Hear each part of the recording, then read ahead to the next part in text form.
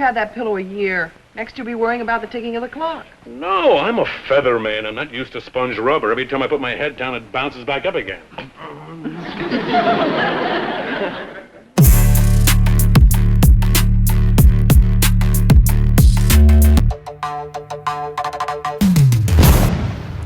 Oh, 1966. What a great year for food. The 100-gram bar came out. I've always loved them. Cool Whip also first hit the shelves. And Kellogg's came out with a brand new cereal, but they couldn't think of a good name for it, so they just said, you know what? Call it Product 19. Whatever that means. Oh, and the wild party game Twister was introduced. Yeah, you could finally yell out left foot green without talking about your toe fungus. But I'm talking about TV shows that tied you up in knots. Yep, more one-and-done TV shows from 66-67. I can explain. Paul here, actor and radio host. The top shows that year, well, they were Bonanza, then you had the Red Skelton Show, and the Andy Griffith Show. But I'm talking about shows that the networks should have nipped in the bud right away. Yeah, these are the shows that only lasted one season, the 1966-67 Nielsen rating TV season. Should they have lasted longer? Well, I'll count them down. You decide. Number 10, The Pruitts of Southampton on ABC. Sounds classy. Until you hear its other name, The Phyllis Diller Show. Yeah, it was a comedy.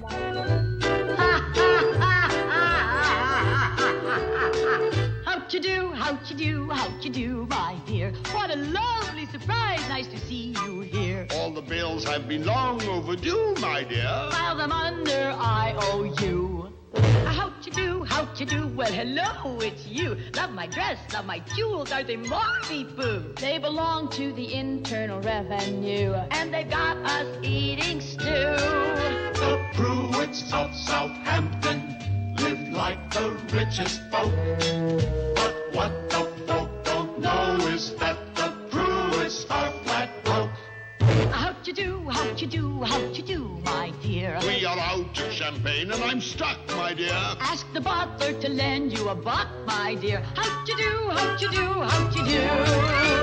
Phyllis Diller played Phyllis Pruitt. Now, the Pruitt family had a great mansion on Long Island. The problem? Well, no one knew they were actually broke. There are many families of wealth and prominence in America. This is the summer home of one such family, the Pruitts of Southampton. 60 rooms, 3 swimming pools, and a private polo field. This is the mistress of the mansion, Phyllis Pruitt. Peekaboo! Oh, General Cannon. Phyllis, you promised me a ride today. Oh, all right. Get on. Oh, not that. On Coolidge. He's saddled and waiting.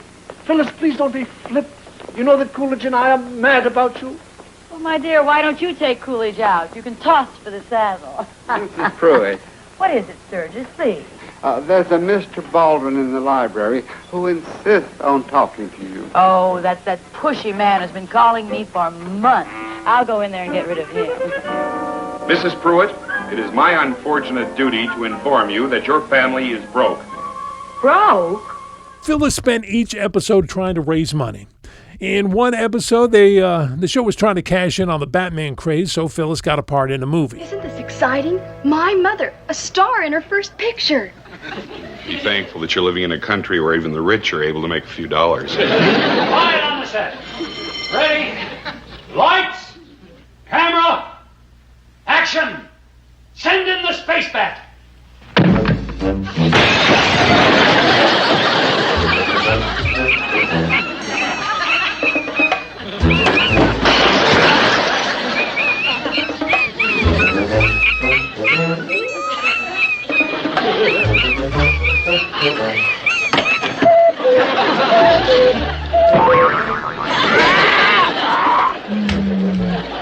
It went against Red Skelton, which was tough. In 2002, TV Guide ranked it number 20 on its worst shows of all time list. It ran 30 episodes. Number 9, The Man Who Never Was on ABC. Another intriguing title. Robert Lansing was the man who never was. Anyway, this will explain it all. A man on the run. Peter Murphy, an American agent in East Berlin. A spy who has been exposed.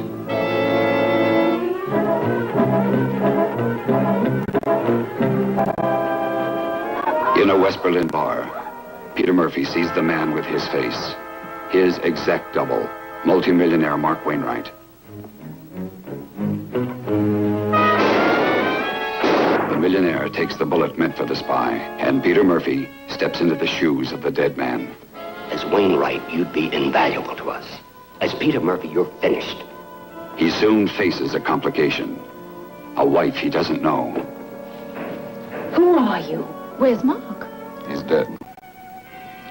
I don't know who you are or why you're posing as my husband. But the most important thing right now is that Mark Wainwright must not be dead. Will you stay? Be my husband?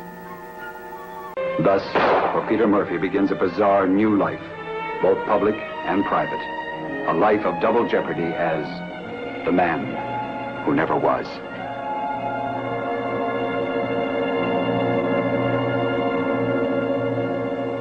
Boy, that wife was a good sport about all that, wasn't she? Then in the very last episode, he asked a woman pretending to be his wife to actually marry him. I told Grant I was quitting, so I could ask you to marry me.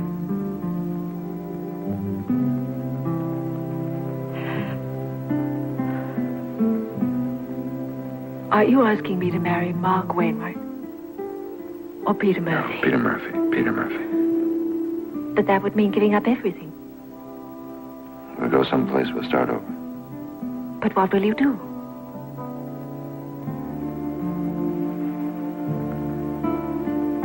We'll make out. Will you? Will I? Lasted 21 episodes. Number 8, The Cat. Well, T.H.E. Cat on NBC. Once again, the open explains the plot. Out of the night comes a man who saves lives at the risk of his own.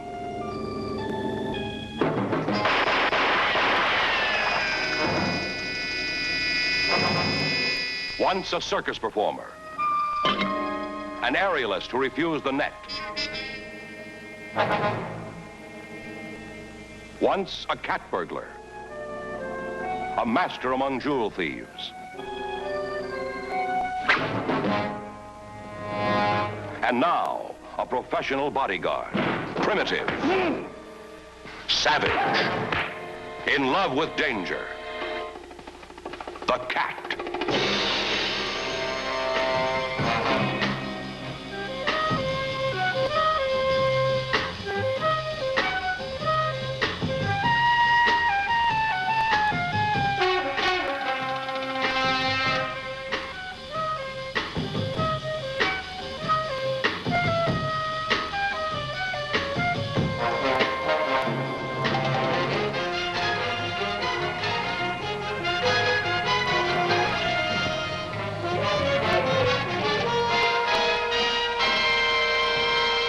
By the way, the T.H.E. stood for Thomas Hewitt Edward Cat, his name.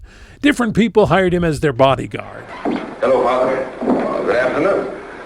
Father, this is the man I told you about. If anyone can save your life, he will. He's a professional, a specialist at it. Well, I want to thank you for coming.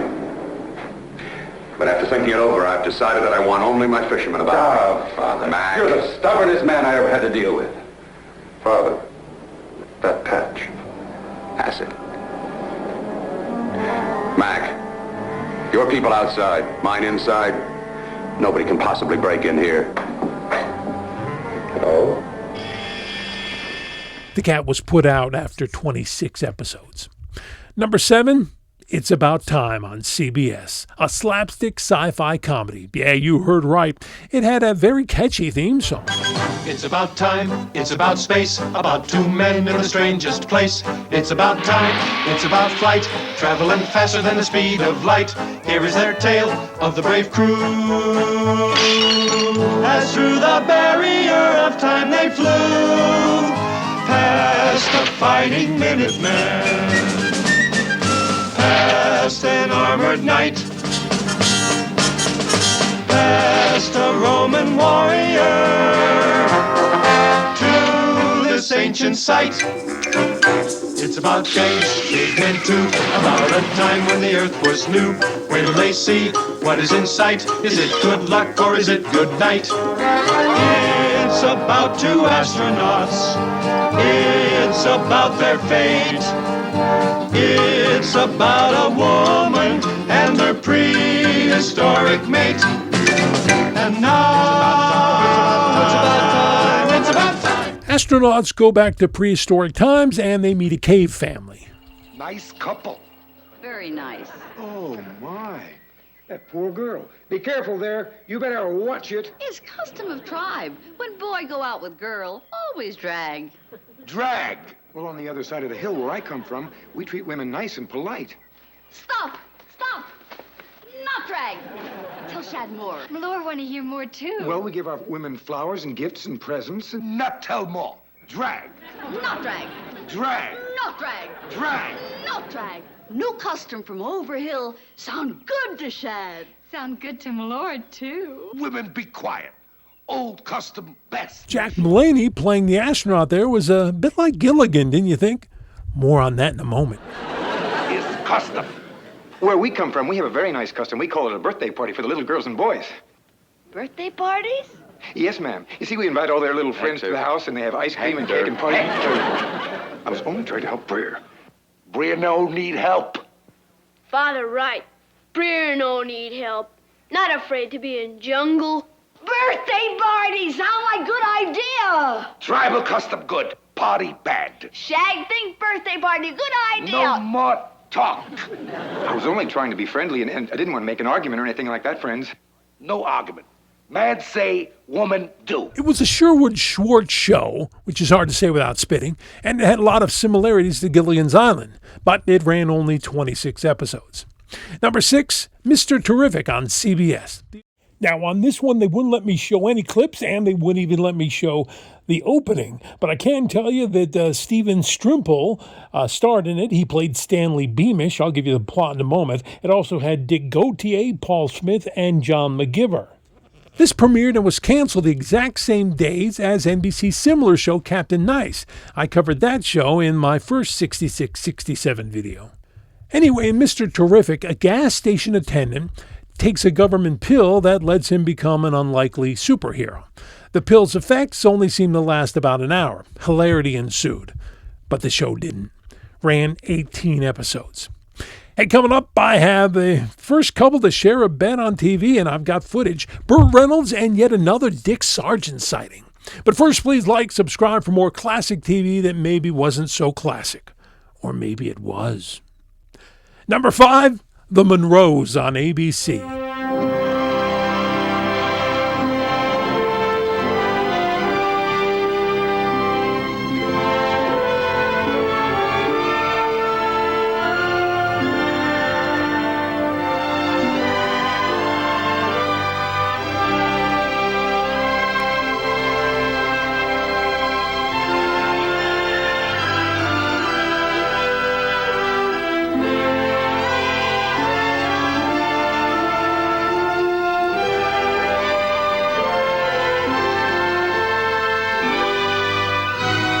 It was originally going to be called Wild Country. It was a classic Western about orphan siblings and the perils they faced. My name is Clayton Monroe. The year 1875. Coming here was a wild dream Pa had, to find a valley somewhere in Wyoming. He sold a good farm in Illinois and brought us 1,000 miles west to build a new home, start a new life. But we had to drag our wagon through the fiercest country we'd ever seen. Storms had hit sudden. Lightning, rain, snow.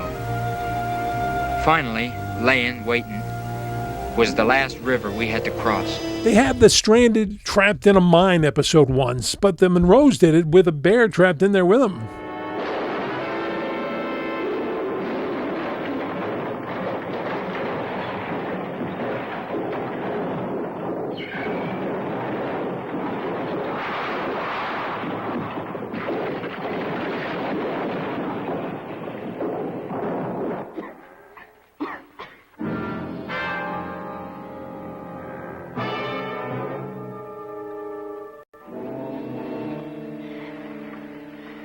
We're blocked in. My rifle's on the other side. It was a well-done series for the most part, but ran only 26 episodes. Number 4, Hawk on ABC.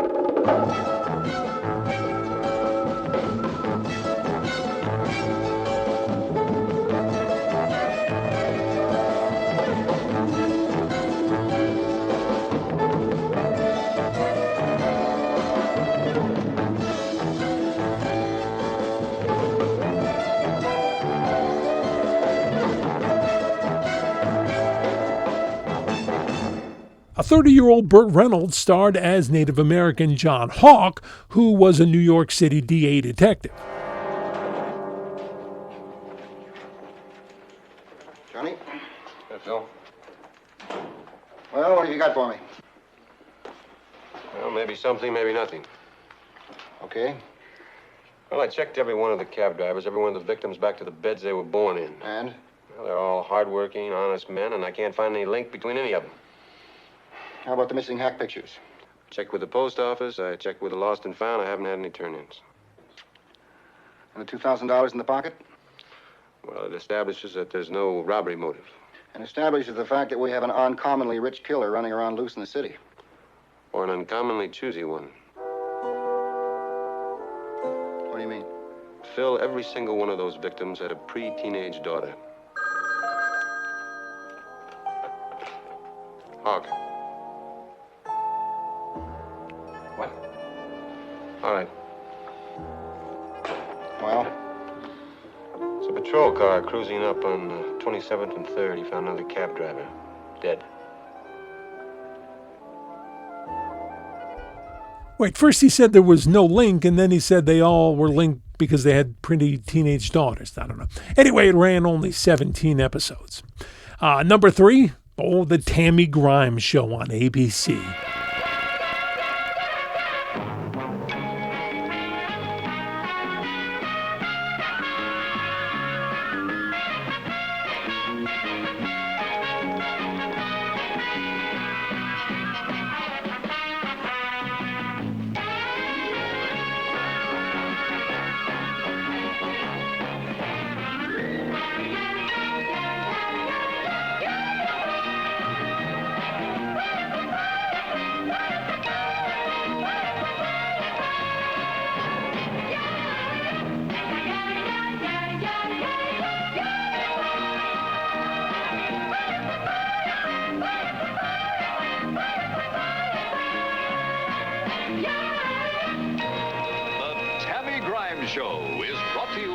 Broadway star Tammy Grimes moved to TV and plays Tammy Ward, a rich heiress who works at a bank and is always trying to get her hands on her money that is watched over by her Uncle Simon.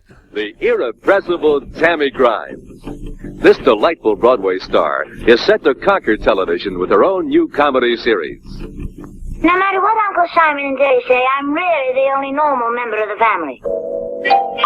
Give me $5,000 in small bills, or I'll blow your head off. I'm sorry, Miss Tammy.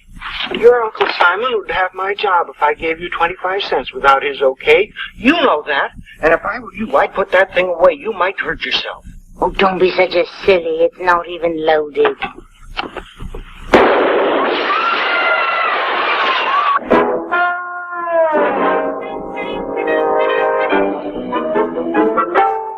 Just a minute. Wasn't that Upton from the bank? Yes? What did he want? Little milk of human kindness. He was recently fired, you know. I know. I fired him. How could you do such a beastly thing? You know he has 8 children. He was pinching money from the till. Well, wouldn't you if you had 8 hungry children? Dick Sargent, then known as Richard Sargent, played her brother.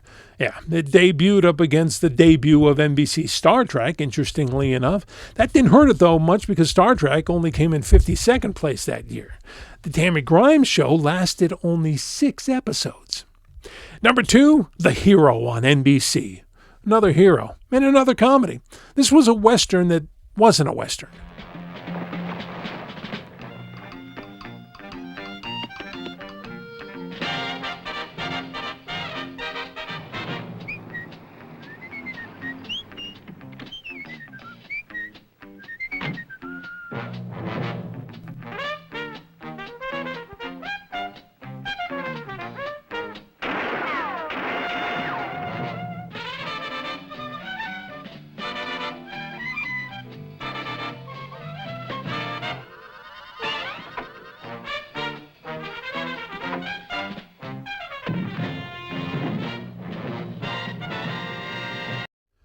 Richard Mulligan plays a cowboy TV star who's clumsy and scared of horses.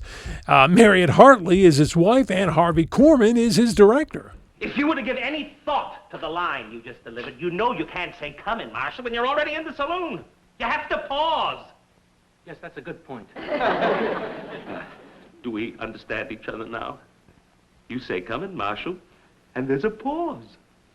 A pause. Then you enter after the pause. Nothing to it. I know you can do it. Here we go again. This was the first TV series in the U.S. to show a husband and wife sharing the same bed. What are we going to do about Eddie? He made it pretty clear he wants to go back to acting. Sure did. Do you suppose you could get him a small part in one of the shows? Honey, if I do, he'll learn very quickly that he's not a good actor, that he's been deceiving himself. Then what? Well, what do we do?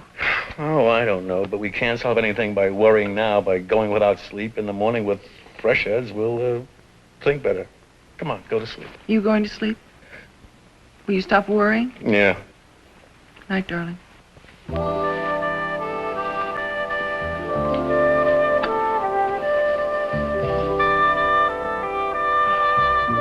They did stay far apart, though, in it, didn't they? Lasted 16 episodes.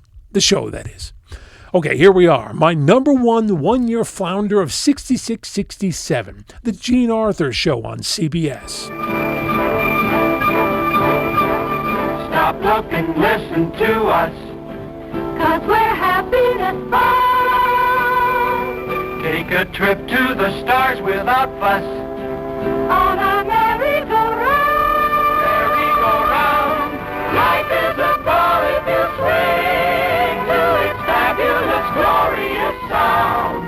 And then you'll win the bright golden ring. Trouble's a trivial clown. You won't be missing a thing on our merry-go-round. In this comedy, Jean Arthur plays lawyer Patricia Marshall, who runs a law firm and hires her son, Paul. Paul, do you believe in magic? Magic? I sat right in that bed and wished for a 2-day recess on the McNally trial. The DA just called and asked for one. Well, I don't get it. The DA has a beautiful case. You see this? He's amended his complaint. Wait, that's it. That's why he wants a recess. Our friend the DA has got himself an eyewitness. Oh, the DA. I wish the DA would go to Timbuktu and stay there. So do I, Mother. Excuse me, Paul. This shower is driving me mad. Oh, you silly thing. Come on. Jean Arthur had been a very successful film actress and came out of retirement for this show. It would be her last on-air appearance. The show ran only 12 episodes. Well, there they are. Which ones do you remember this time? And any here that really should have gone on longer? Please let me know in the comments, even if it's just to say, nope. And as always, please like and subscribe for more Forgotten Classic TV. I can't talk anymore. You know, I did an entire video, though, about that Tammy Grimes show, and that has some interesting stuff in it, and more clips. If you want to see it, you should. It's right here.